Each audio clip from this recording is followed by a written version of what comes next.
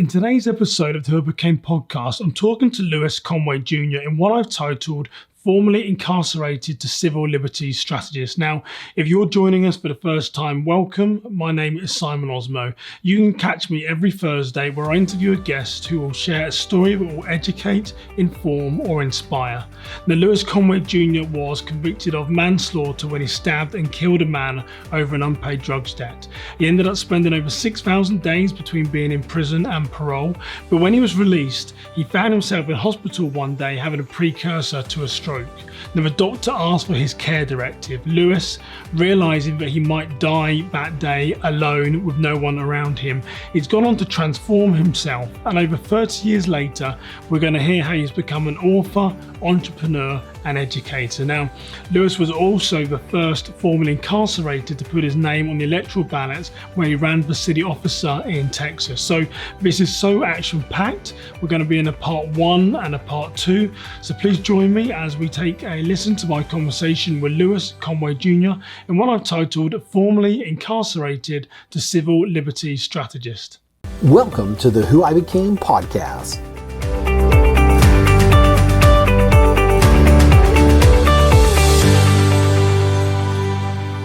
Well, Lewis Conway, welcome to the Who I Became podcast. Thank you. Thank you so much for having me. I appreciate you reaching out.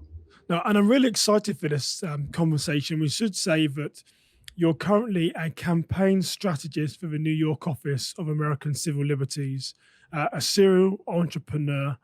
You're a national policy advocate, and also you're a former convicted felon when you spent over 2,000 days and 4,000 days on parole. So you've had quite a varied background, but what I really love about your story, Lewis, is the transformation, and I'm really excited for my listeners to hear that. So again, thank you for joining me today.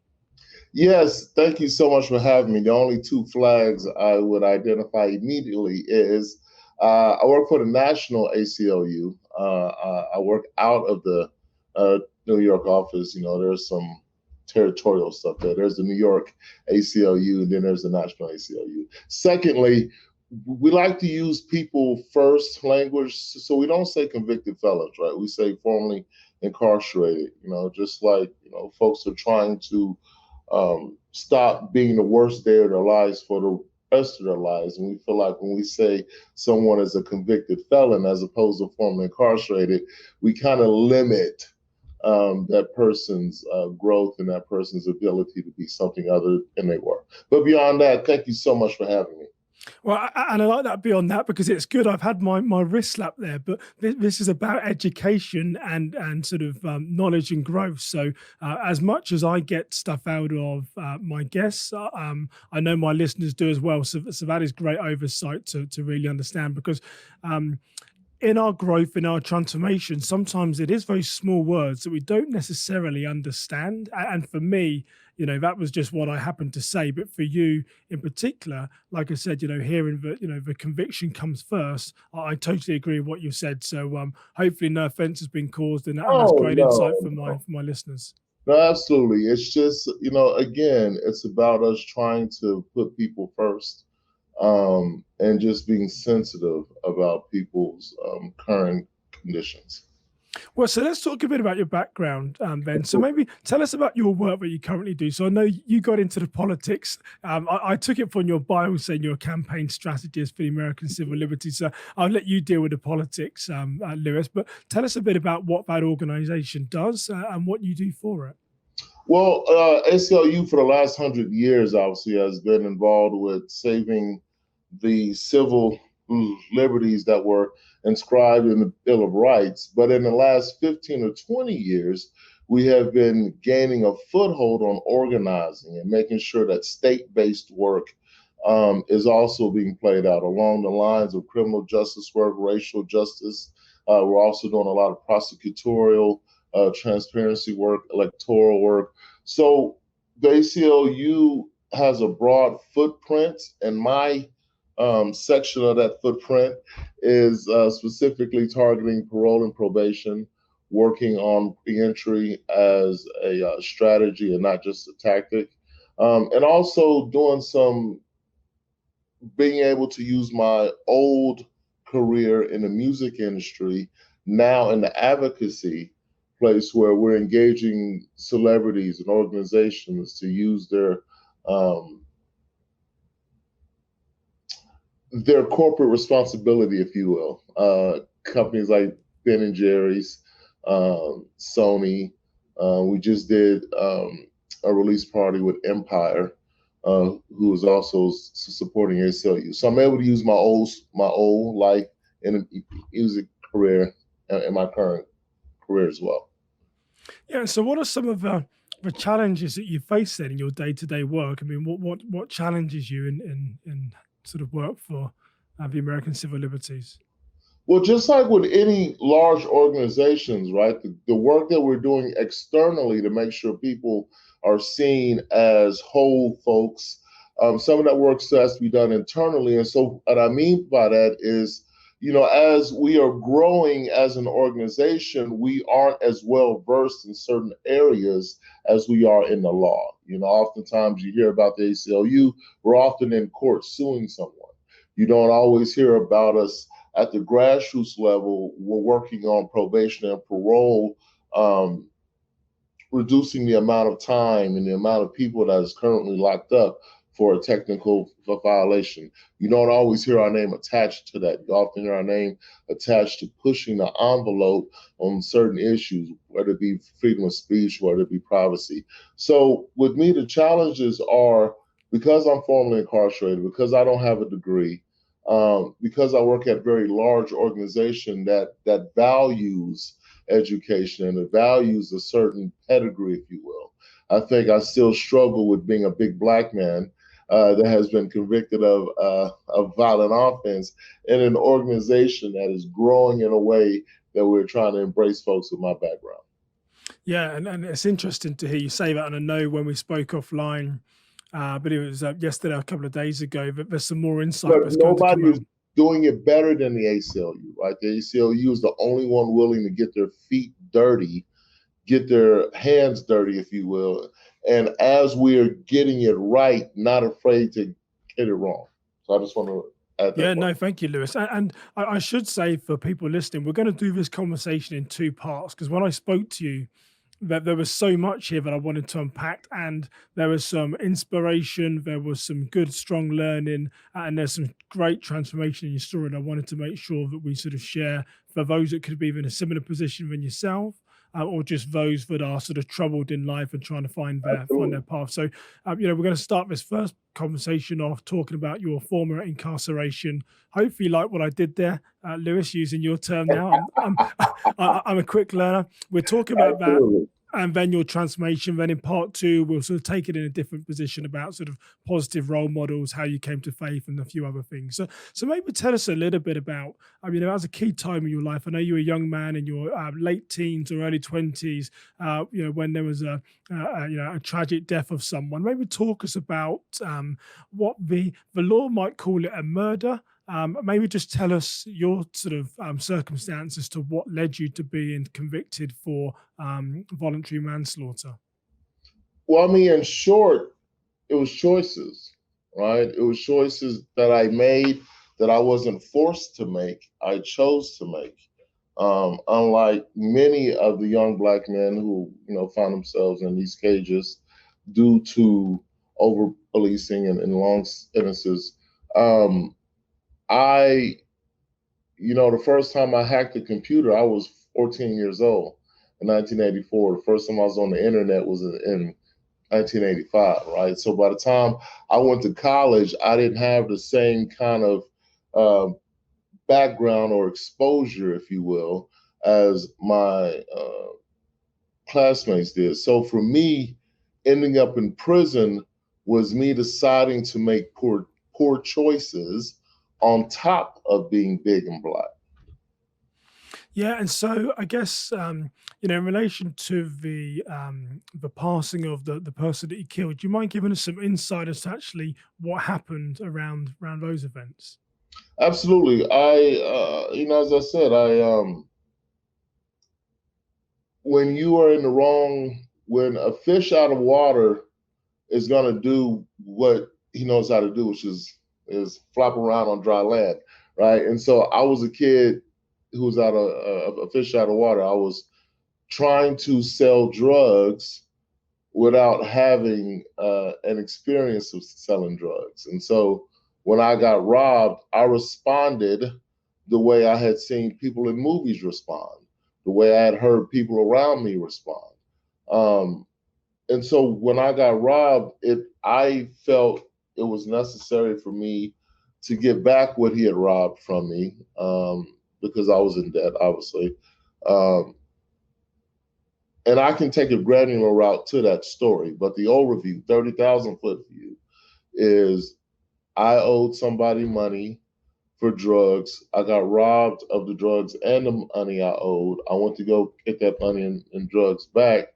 He didn't have, the same attitude, I guess, about the transaction. And we ended up getting into an altercation. I stabbed him one time, and he ended up dying a few hours later in the hospital. Yeah, and I know when me and you spoke, we joked about my former career as a police officer, and you said you wouldn't hold it against me, and it was We all make mistakes. it did make me laugh. It was a fun joke, but there's a sort of a serious side to that story, and what I took from it was very interesting, because the reason why I sort of just brought up about me being a former detective is that I want to make it clear to the listeners that you were the person that actually called 911 and called the police and seek medical assistance. And that wasn't necessarily to hand yourself in, that was to make sure the person was okay, get medical assistance, and perhaps, there was some type of remorse very early on. And the reason, Yeah, that of the yes, but also I wasn't trying to run. Yes, Honestly, so there's a backstory there. So the backstory is he had just come home from prison from having an unlawfully concealed weapon. He was known as a shooter, like that was his reputation. So when I walked in, and the words were exchanged, I was scared more than I was angry. And when he reached, he leaned over, and I don't know if it was because back then it was no cell phones. I felt like he was on for a gun. Right? There was no gun found on the scene. I can't prove that there was a gun or not. But in my head, I was afraid. So I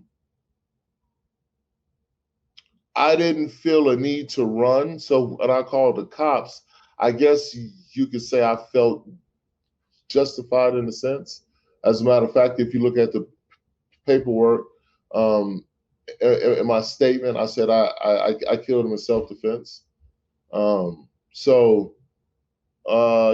I mean, I didn't run, and I didn't feel like, Yeah, and I think what's interesting, and we might touch on some of this in part two. We definitely haven't got enough time in this podcast to unpack it. But even as a young black man at that time, knowing that you just seriously injured someone, I don't know if you knew that he might have died at that point, to be the person to call 911, I think there's a lot of power in that, because there's a lot out there that most probably wouldn't do that in your position, because they'd be fearful of law enforcement, be fearful of the outcome. And like I said, I just went away from our conversation thinking that there must have been some power going on that night, because not many people in that position would call the police. They would run, particularly being a young black man of your era. So I mean, it's interesting to hear you sort of try and put logic behind why you did it, and it was perhaps because, as you said, that you still feel that you sort of had to take this person's life in self-defense because of his reputation. Yeah, I felt remorse, right? I didn't feel, I was in that moment. I realized that I had harmed someone, but I didn't go over there with the intention of harming him. That was not my intention. My intention literally was to pay these dudes back their money. Can I please have my money back? Was the conversation I was having with him. The conversation he was having with me was, F you, what are you going to do? And you got to remember, it had been 12 hours between the incident. So for 12 hours, I had rehearsed this conversation. And F you, what are you going to do? I had never factored that response in to me saying, hey, man, I need my money back. Right. So, yeah, it took me a while to wrestle between anger and remorse. Right. But I never had a maliciousness towards him. Yeah. And interestingly, when I think and sort of reflect on what you've just said, I look at you here now. We're going to move on to your story of transformation Absolutely. in a minute. You're a very different person than what you were now. Because I think in contextual time, this is around 30 years ago, Lewis. Is that right? Absolutely. I was Yeah. 22 years old. So, yeah, 28 years ago. Yeah, so around so a lot can happen in that 28 years. So I guess how do you and maybe this is a difficult question to answer, but how do you 28 years later, do you still wrestle with the fact that you took someone's life, or have you come to a good place through your transformation that you can accept what you've done, or do you still have these feelings of remorse? Where are you today in relation to that life that you took? You know, God enabled me to experience compassion from someone I had harmed deeply. I met Derek's, that's his name, the person who I ended up, who was my victim, as they say. I met his uncle when I had taken a plea bargain and I was headed to prison. He told me that he was his father. I didn't find out it was his uncle until I ran for office. So for many years, I thought it was his father because that's what he said. When he told me he forgave me when I was 22 years old, that shaped the way I did time. That shaped the way and that's probably why I sought solace, right? That's probably why I was seeking, the spiritual comfort of religion, was because he had forgiven me and I was trying to figure out a way how to forgive me. And it took me, I want to say I was 40-ish before my sister told me everyone has forgiven you except you. Yeah, wow. So maybe around 20 years after this incident was when you could find that forgiveness and that peace. Yeah, it's fascinating. Yeah. And it I took a didn't say that about peace. You said peace.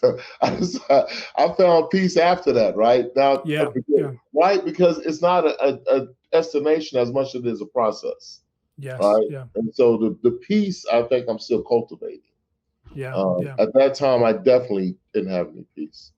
I was still snorting coke and popping pills and TJing in the strip club at that time. So.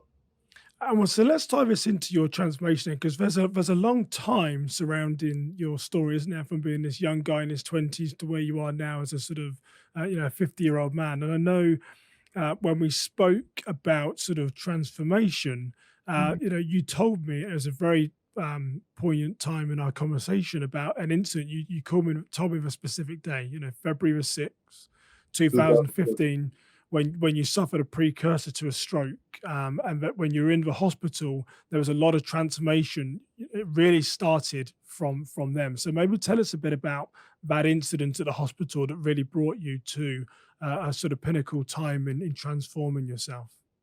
I believe that's where I can say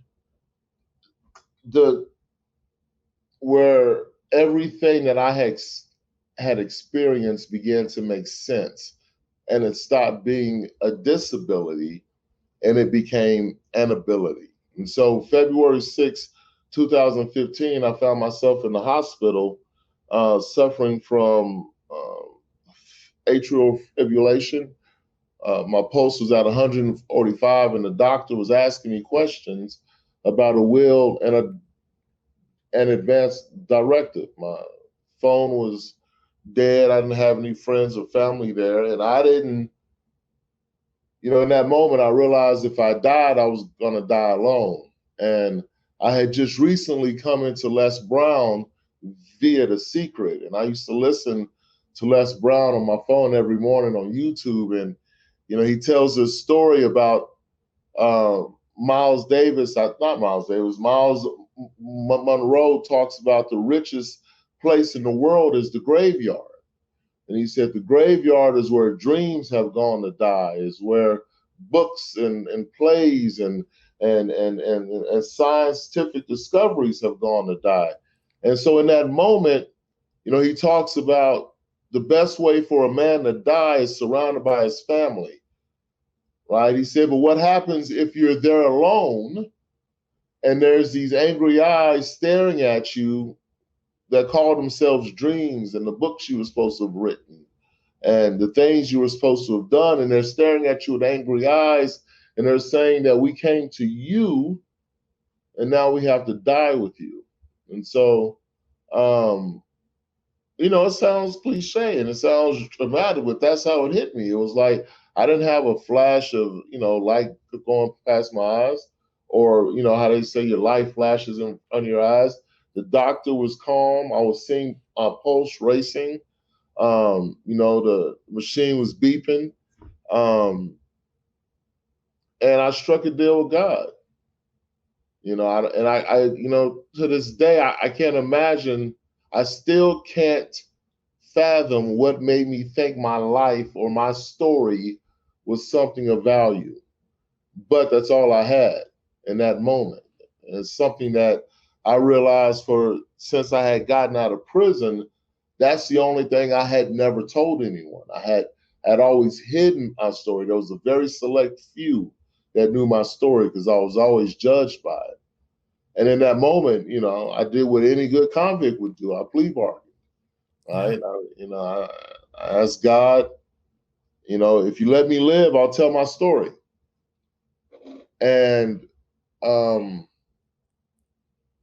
one of the doctors, my heart was beating, it would drop a beat. So it would beat 3 times and drop a beat. And then it would beat out of rhythm. There was a doctor, he was a East Indian guy. He came in and they had to shock my heart back into rhythm. And when I came to the next day, everything that I thought mattered on a scale became very, very tiny, right? Every, gold album I thought I wanted, every platinum artist I thought I wanted, every house, every boat became very, very tiny. And I became ashamed because I felt like that's all I ever wanted. That's it. And so in that moment, God let me live. And I told him I would tell my story. I didn't know what that meant in that moment.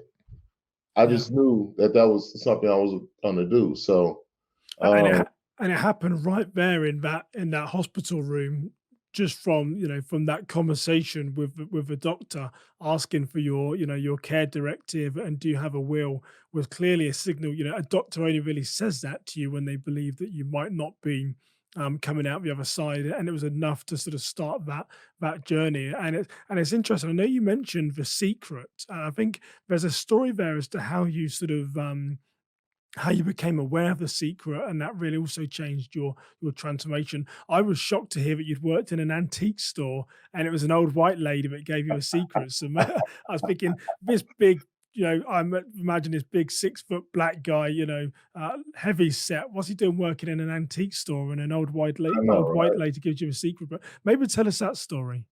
That shows you how hard I was working to just be normal, right? When I came home from prison, the music industry was the only industry that didn't do a background check. And so I was able to stay employed, through being an audio engineer, studio engineer, musician, songwriter, and then I got into video production. When I met my former wife, when we first met, she was my banker, and she was from Fort Worth, but I met her in Austin. And when the music business part, you know, when the music fell apart, we moved to Fort Worth, and I decided I was just going to be normal. I was going to, go to work even though I knew I was unemployable, right? Um, and I ended up getting recruited as a cashier for an antique store. And you're right, I had never worked around antiques before in my life. I knew absolutely nothing about antiques, but I had a fast 10 key, and they needed a cashier, and I had vast experience as a cashier. So when I got hired, I ended up working on the floor as a salesperson, which meant I had to trudge around. It was like a 5,000 square foot mall with all these nooks and crannies of these privately owned. Yeah. Anyway, so there was a lady, Cindy Vance Young. She would see me walking by, and I'll tell you, I had lost everything. I hated my life so much that I used to drive past my job like I didn't have to go there, and then I would go down the block, turn around, and pull in. Um, I hated my life. I lost my mom. I had lost my oldest children through a custody battle. I had lost the music industry. I was in the process of losing a marriage I thought I was going to be in forever. We had just had a son, so I knew I was about to lose our relationship with him. It was the perfect country song. I had lost my truck. The only thing I didn't have to lose was my dog, right? Yeah. So Cindy stopped me one day, and she's like, Lewis, I don't know how to tell you this, but it's like, I'm reading this book, and if you keep doing what you're doing, you're going to keep getting what you're getting. I'm mad. I'm in my own head. Oh, okay, old white lady. Okay, that sounds good. She's like, no, Lewis, seriously, I don't know how to explain it, but it's called a secret. And I'm like, yeah, it's a secret because I don't understand what you're talking about, right? And so I ended up going on YouTube. I found a trailer. It was a 20-minute trailer, and I watched that trailer for 2 months straight every morning. Wow. And slowly but surely, bit by bit, incrementally, I began to uncover some of what was happening that was causing the same thing to happen. And I began to connect my thinking with what was my feeling, and my feeling beginning to manifest in my life. So I was thanking myself as this horrible person that had killed someone, and I would never be worth. I deserve every loss that I have, which made me feel a certain kind of way, which meant I manifested what I was feeling, which was more of the bad stuff, right? And so once I learned that, and once I realized that my conviction is what I had been hiding, and if I stop hiding that conviction, I could feel better about me. And me feeling better about me would create a different manifestation from and of and by me. Yeah, and within all of that, the reason why I wanted you to tell that story is that you go from this being in hospital and the doctor giving an indication that your health isn't in a good place, and you have this care directive, to meeting this little sweet old lady in this antique store that tells you about the secret. In Um, reverse. oh, in reverse, was it? In reverse. Reverse. Okay, So okay. I got turned on to the secret first, not really understanding it. And then in 2015 is when I had the um, health The opportunity. health opportunity. Okay, yeah, and I know it then moved you on to. You mentioned another person to me, Kevin Trudell. Your wish is your command. James Allen. We've got in there, and it led you to write your own book as well, "Change the Weather Beyond the Storm." So, I mean, well, when you look at your own transformation, then sort of post conviction, fast forward a few years, what do you What do you say to others now when you're an advocate? What do you say to others about transformation and how can they change their lives? What are one or two sort of nuggets that you give people that you interact with about how they can seek the type of transformation and reform that you've gone through? You're not the worst day of your life for the rest of your life. You are not that worst incident that you did or happened to you for the rest of your life. Someone else's opinion of you doesn't have to become your reality. You are greater than you can ever imagine. And there is things inside of you that if you choose to pull them out as gifts, you will receive the promises that God has bestowed upon us. And so, it's there's a tension between my two lives, right? I have a professional advocacy life, and then I have a life that kind of almost conflicts with that advocacy life, right? Because in my advocacy life, I'm saying that there are systems that have historically, systematically reduced the opportunities for people of color and people who are poor and people who are LGBTQ, right? But on this other side, I realize that if I blame the system, and I don't take full accountability, then that continuously puts me in this place of not being able to manifest the best things in my life. So Yeah, there's and a contradiction that I live with on a daily basis. yeah, and it's great insight. And I say one thing about your transformation. I think you'd mostly agree with me that your transformation isn't finished right now. Absolutely not. You're still working on that. And when we talk about the reading, I interview a lot of people such as yourself, and everyone is very well read, very, very well informed. James Allen, as a man thinker, is one of my key moments of sort of transformation. But um, do you always sort of tie into being sort of well read and being informed by others, or do you believe this transformation came from within? I know that you're now a man of faith, but what do you think started it? Was it having other positive influences in your life, or did it really sort of come from within? Perhaps God was calling you in a certain direction. What do you say to that, Lewis? I would say that, I grew up a preacher's kid, and I grew up with a mama that prayed. Right, I grew up with a mama that exposed us to miseducation of the Negro, that exposed us to destruction of the Black civilization, that made me read autobiography of Malcolm X as a punishment because I got in trouble at school. So my faith, I've been chasing God, it feels like all my life, right? I shared with you, I was baptized as a Mormon at 15, and then I accepted Islam at 21 or 22. Um, I think for me, it has always been a matter of that transformational moment happening over and over, right? Like every day it feels like I'm learning how to use these technologies. Every day I'm learning how to use faith in a tangible way. Every day I'm learning how to use belief in a visceral way as opposed to this mystic kind of esoterical way. My education came from me just being a nerd. Like when I went to prison, I would read the dictionary. Like anybody will tell you, when you go to prison, you'll read the back of a soda can just to get some like you read, right? Distraction. Yeah, right. So there was this young kid when I first got locked up. His name was Swift.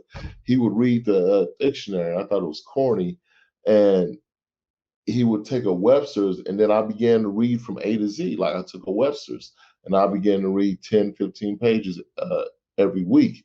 But before that, I mean, every day. Before that, though, I had a debilitating stutter up until I was 17, 18 years old.